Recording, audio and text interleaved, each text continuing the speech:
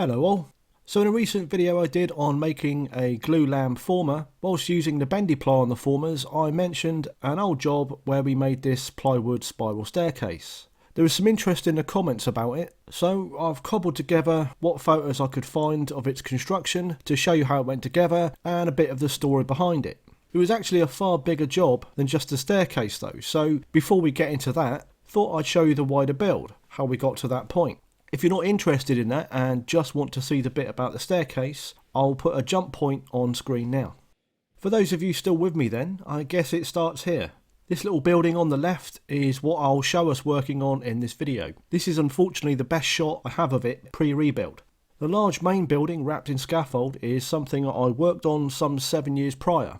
It was an epic, almost complete rebuild, apart from a 4-foot thick rubble-filled cavity wall shell, of this what would become 8-bedroom boutique guest house. Parts of this main house dated back to the 16th century I believe, and it's set in a beautiful spot perched alongside a Cornish estuary. Took a bit of a toll on me personally, it's fair to say. Still, 7 years later I was back to work on this little 19th century coach house. A coach house as it once housed the horses and carts. As ever then, working from the top down, this was the lovely attic of the coach house. Lots of traditional joinery and solid wood sarking boards, which you don't see around this way very often. Although you could stand at the apex, this was to be a whole new floor, so off it went. So sad in a way, but the building was getting a new lease of life, and the old tiles and boards were reclaimed. So off with its head. Some old visitor to the attic loved Bert, it seems. Good on you, Bert. You can see there the old wall's construction. 2 leaves, rubble infilled with, every so often, a large stone tying the 2 leaves together. The gable end's next for the unceremonious ending. It wasn't actually that unceremonious, as there was evidence of bats, and we had to get the bat folk in, who insisted we take it apart carefully inch by inch, which we did. Bit of cement and steel next for the ring beam to plonk the new roof on. I do not like working with cement. This job would torment me in that respect. Then the trusses for the new roof lift to give it a new floor. All lifted, balanced precariously on that little board lifter and walked into place. Yeah, a bit of a nightmare that was. A few yeets, some oversized mallet action and some swift levelling and bracing, all was well in the end. No room for such luxuries as a crane here.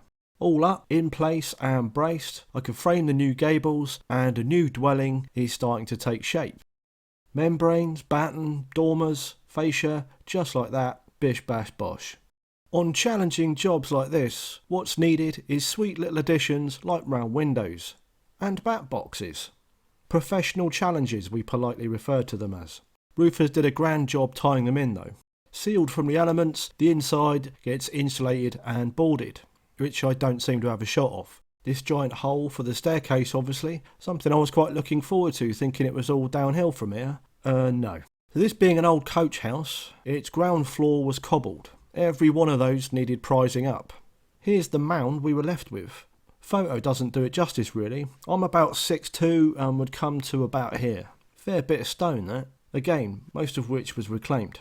Despite the variety of building projects I've been involved with, this was actually a first for me, but then I don't do a whole lot of groundwork. The hole in the ground is a radon sump. Cornwall sits on a lot of granite, which gives off a little radiation and, in some parts, now requires the addition of something like this. A hole lined with engineering bricks, an outflow pipe, and a little pump to vent radiated air out, or some such.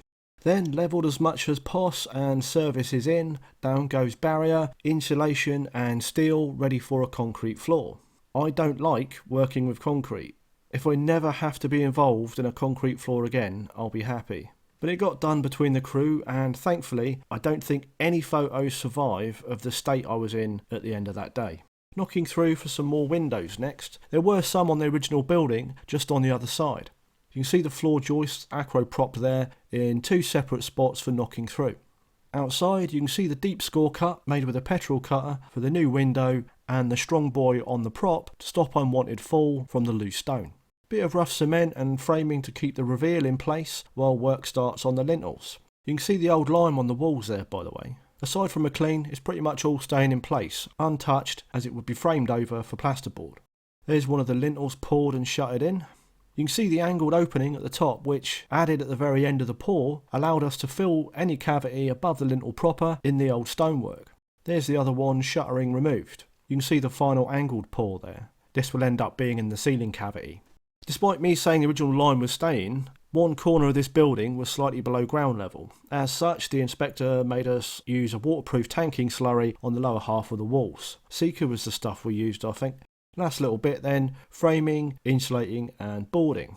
Before we get onto the staircase, as we enjoy the view from the first floor coach house dormers and French windows, we were now in the second year of this project. It was very much an off and on job due to it being on the grounds of a busy guest house. At this point in particular, we had a long break from it as John, the master carpenter and designer of this build, staircase included, fell extremely ill and underwent months of treatment. Thankfully, he pulled through, and it wasn't long before he was on the blower, wanting to crack on and finish this place. Not least because it was now on the market, and the coach house, if nothing else, needed a staircase for its potential new owners. This was the day the first pieces of the staircase arrived, and this just a small part of it. Each stair is made of 10 pieces of CNC machine ply. They mate to a half round to form a core, the tread pieces and half rounds joined with these figure 8 pegs. The pieces arriving seemed endless and were stored in just about every nook. To kick off then, careful layout and erecting the central steel pole. I wish I could tell you there was some trick to it, but there isn't. It's just measuring over and over and many lasers and levels. Eventually you hit the spot and can crack on. Here John's knocking away the middle of a core to seat the steel pole. He's appeared in a few of these photos and you're probably under the impression the old codger's doing all the work. And you're right. I decided it was my job to remind him how lucky he was to make the most of it and pull his finger out. Measurements worked out to the millimetre, the curved walls that encase the stairs can go up. The track is subjected to 1,000 cuts to make it take the radius. And above it, more of the same, but with 18mm ply arcs, cut and used to offer something to fix between board and track. There you can just about see how the pole was braced at the top. While erecting the stud, it was checked all the time, not just with the usual lasers and tape measures, but with a tread piece to keep the tolerance tight and everything accurate. Then the walls were skimmed in 8mm bendy ply. Again checked as we progressed with tread pieces. It was, thankfully, perfect all the way up. John's insistence on triple checking everything paying dividend. I have to say, I think I found the curved wall and ceiling transitions more pleasing than the final staircase, I think, especially when skimmed and painted. Just looks so crisp. Walls largely done, time for the staircase proper. Each step made of 10 pieces. The 9 lower make up a scoop riser, and the top tread piece has a fluted walnut insert for grip and is lipped at the front with, I think, sycamore, to stop damage from the ply edge from shoes. Each piece is glued and screwed to the next, but at the front of the tread piece, it being on show, it's just glued, hence the clamps you can see in action there. And then you just carry on. If you're wondering how we're locating these boards, by the way, every other piece had dowel holes that sat into the next, all worked out on CAD, so minimal thinking on our part.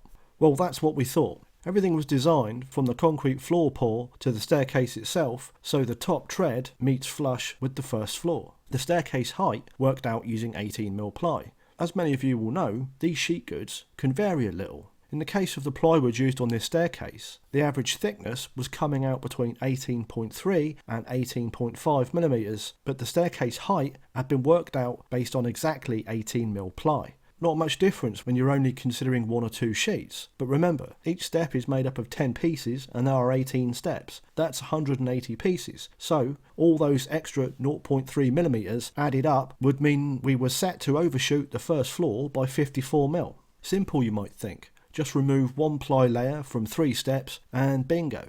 Unfortunately, that was not only noticeable by eye, you could also feel the difference as you stepped. A winding staircase like this, consistency really helps you navigate it.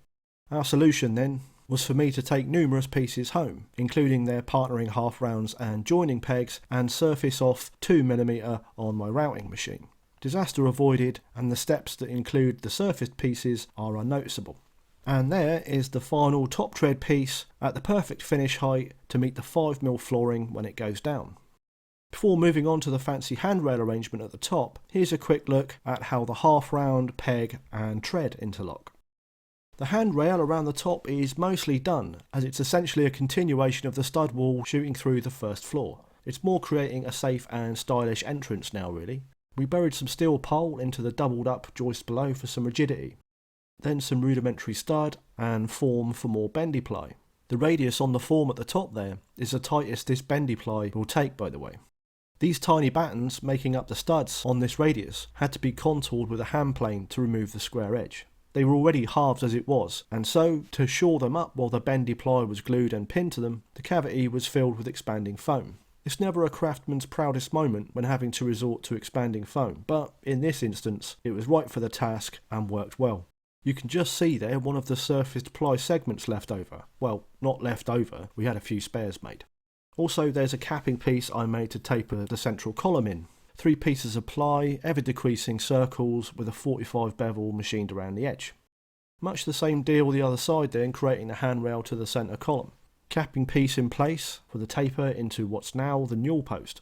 Like the other side, forms, mortised this time, receive small battens, then foam, then a bendy ply skin. You can see the bendy ply getting a bit of help to take the internal radii while the glue dries. An executive decision was made that it was better to have to fill a screw hole than have the ply not quite take its shape.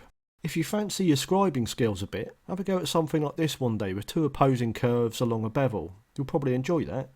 Bit of this, bit of that, and a bit of the other, and it's what would turn out to be essentially the last job on this build, making the MDF handrail to cap the whole lot off. This is rough cut, slightly oversized, then a bearing guided router bit used in situ to machine it to give a precise 4mm overlap each side. Then it got a round over and a lick of paint and we were off. We wouldn't get to completely finish the build as the whole complex was now sold. We were all a little bit gutted after all the stop-starts, dices with death and myriad professional challenges that we wouldn't get to quite see and appreciate a fully finished and fitted out build, how it goes sometimes. This first floor would have housed the kitchen and living area, downstairs, home to a large bedroom and ensuite with a utility room and guest toilet also down there. This little walk around includes a peek at the bathroom, so I'll show you that. This is the bedroom I'm in. Has a walk-in wardrobe with a pocket door, which I couldn't really show as the new owners had already started to fill the place before the moving date and before I'd even got my tools off site. Bit keen. Anyway, this is the bathroom. Love that massive shower with the open glass screen. That proved a nightmare and all, as did the bath with its especially contoured windowsill. Story's best forgotten now, I think. The subdued colours, the grey and all that, were because the initial plan was for this to be a lettable annex to the main guest house, I think. Airbnb type thing. Anyway, I guess that's about the sum of it. In more ways than one, really. The end of the build, but the end of my participation in the building game. In honesty, I'd left it behind before this, but it was nice to help John get this one over the line, as it was his last as well. As some of you will know, I'm trying to focus more on the furniture now, so we'll see where that goes. I don't know how well this slideshow type deal will sit with you viewers, especially as when we were taking these shots, we weren't really thinking about YouTube videos. In fact, I didn't even have a channel when we started it, so some of the photos are a bit janky. It was just for our own memories type thing. But we'll see how it goes. If it does poorly, then my pre-workshop life can remain an enigma, I suppose. It's all good.